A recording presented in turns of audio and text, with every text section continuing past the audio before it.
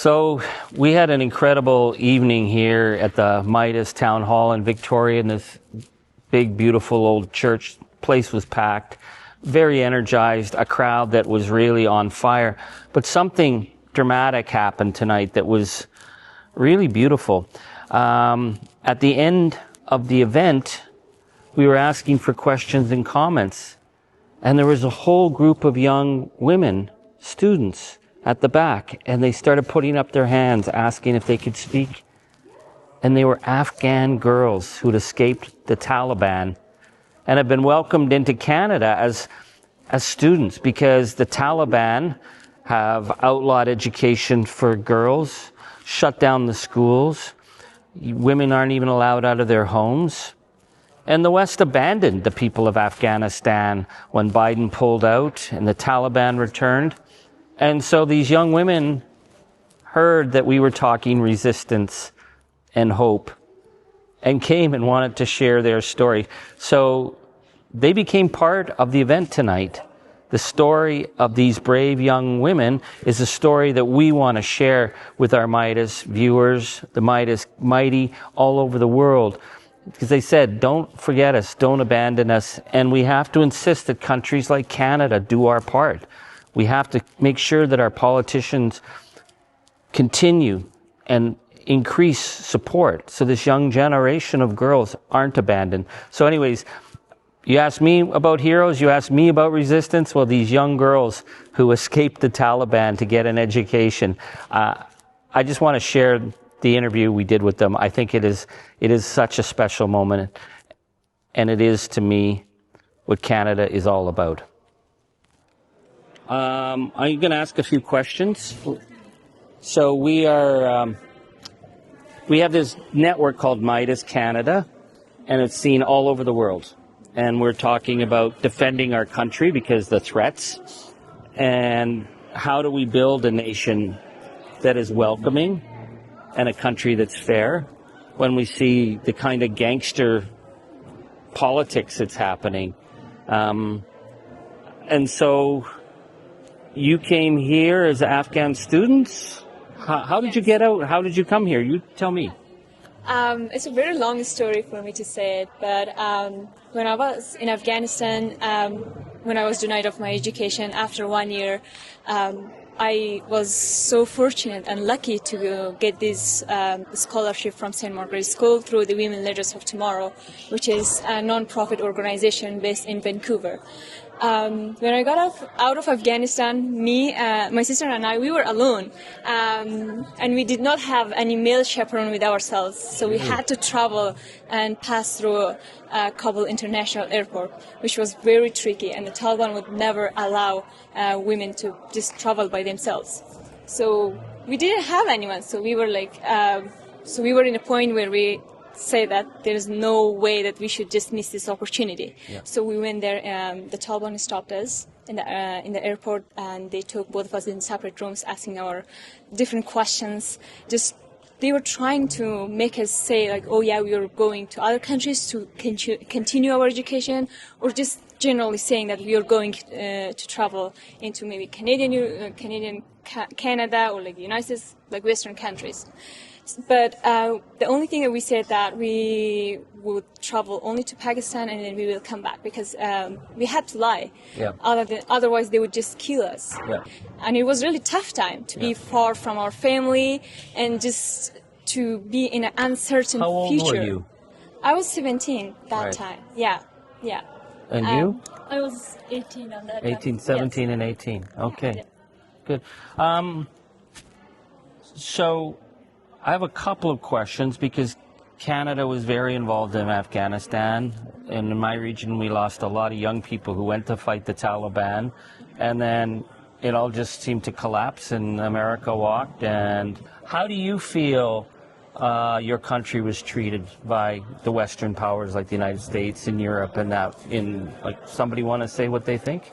I think like before I was born in Afghanistan, like US were in power, and then when they came and then they took like the regime and stuff, I had no idea about like the Taliban, because the Taliban were in the regime before I was born, and I had no idea about their policy and stuff.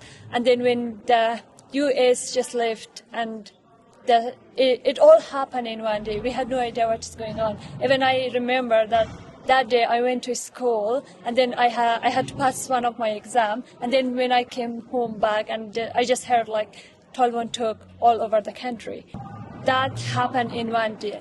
Everyone was shocked. Yeah. So I would Wow. say like we didn't know that it's gonna happen, and also they just deprived everyone from education, every woman, not only education, from work and stuff. So we had nothing to say even. We just stayed in our home, and right now, every girl, it's been like almost 4 years that they are deprived of their education, and they cannot go to their school, their university, even the students who need to go to for medical, because we need women to be doctors. Yeah. But unfortunately, they don't have this opportunity to go and continue their education to be a doctor, because we need doctors. We can't just, women cannot just go to the male doctor to solve their problems. Yeah. So we need them. So, but unfortunately, there is no way for them to go and continue their education. So. Well, I worked with women who were midwives and trained midwives, and we were trying to get the midwives out because they were being threatened with their lives. So these are, I mean, it's such a nightmare. But what is the role that Canada can play to help girls? You tell me.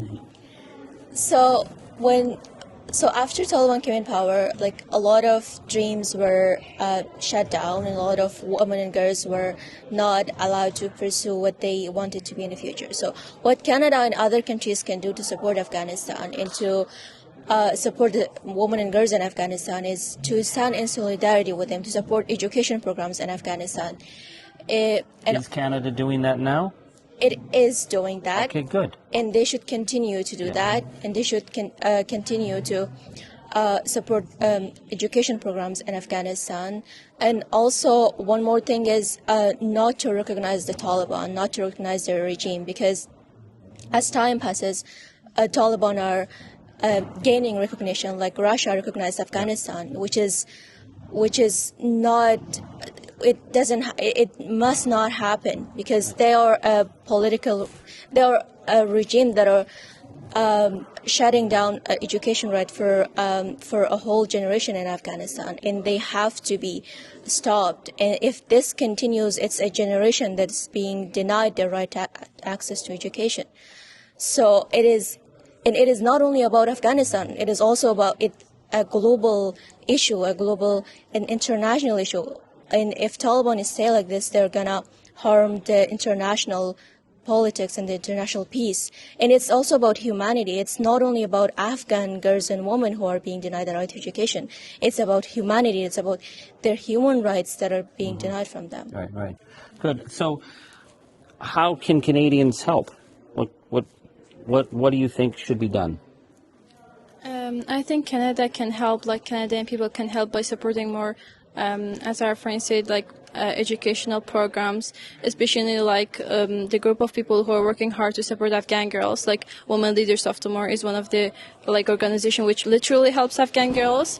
They help several Afghan girls to come out of Afghanistan or Pakistan or other countries where they are hopeless. So if Canadian raise awareness about Afghan girls, what's happening to them day and night, I'm hopeful that good things will happen. Like people will support more Afghan girls. Like they can help programs like Women Leaders of Tomorrow.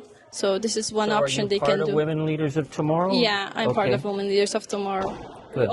Yeah, all we of are you. all of us. We're part of Women Leaders of Tomorrow, and we literally appreciate what Women Leaders of Tomorrow do for Afghan girls, and it is literally something amazing for us, and we are so happy that we have this opportunity. And I'm going to ask you a question, but you're going to say whatever you want. But I want to know, what do you like about being in Canada? It is a so good question. I can say that the freedom and the equality that Canada has, and they are welcoming like you. When they see Afghan girls, they think that we are so strong, and we are strong, and it is so good for us to have opportunities, different opportunities. They will have lots of other opportunities for us to study and education, and I love the liberty, the freedom, and the equality that they have, and they provide different opportunities for us. And I like Canada because of their education, their liberty, freedom, and all of them. And you live here in Victoria? Yes, it has been just 1.5 months. It's beautiful, but there's no snow. Yeah. I come from the snow. Yeah, It's so beautiful here. Yeah. There are lots of girls that they can't even go out of their homes because they don't have any meal in their homes. Yeah. And it is so tough for them. Being a human is it is not like bad thing. We are human, and we need to be human. There in the Afghanistan, maybe all of the girls cannot go to school, but in other countries they are preparing themselves to go to Mars. And it is a loss of difference between going to school and between going to Mars. And it is because of the knowledge and because of the education. Right. And Canada can support us in the way of education, getting scholarships, and maybe through the universities or even schools, and also raising awareness. And don't forget us. Thank you. Okay. So I'm going to ask you, we have this thing on our Meidas show where when I'm on the Meidas American show, they always ask me to send a message to Donald Trump. So. I want to say something. Okay, but what I'm going to ask you then, I'm going to ask you if you could say something to Prime Minister Mark Carney. What would your message be to the Prime Minister? Because we know that his people watch the work that we do, so this is your chance to say what you think should be done. So I want to say, dear Prime Minister, Afghanistan is a dot in the world that the regime, the Taliban, the banding education gonna start. This is not the problem that Afghan people made it. This is the problem that terrorist people, the Taliban made that. And never and ever don't count Afghan people don't call them or count them as a Talib. They're not Talib. They're just under the Taliban regime. That's not their problem. And help raise awareness about people. Taliban just shut down the internet in Afghanistan for 2 days. And most of the people even didn't know what's happening. But we know because our family is in Afghanistan, and I wasn't able to talk with my family for 2 days. And that's horrible. You even don't know what's going on, what they're going to do in Afghanistan without internet, what they want to hide. Yeah. So that's all the problem. The government, the politics made by people. It's not just one person. Right.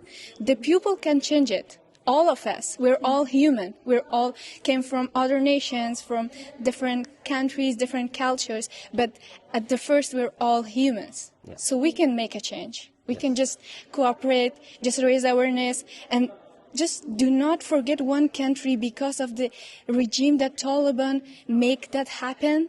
But that's not the problem of people. Okay, I'm going to get a picture with you guys. Thank you, sir. Yeah. Okay, so we're going to ask Canada and our friends around the world to not forget Afghanistan, right? And Afghanistan girls. Yeah. That's our message? Yes. Don't forget Afghanistan.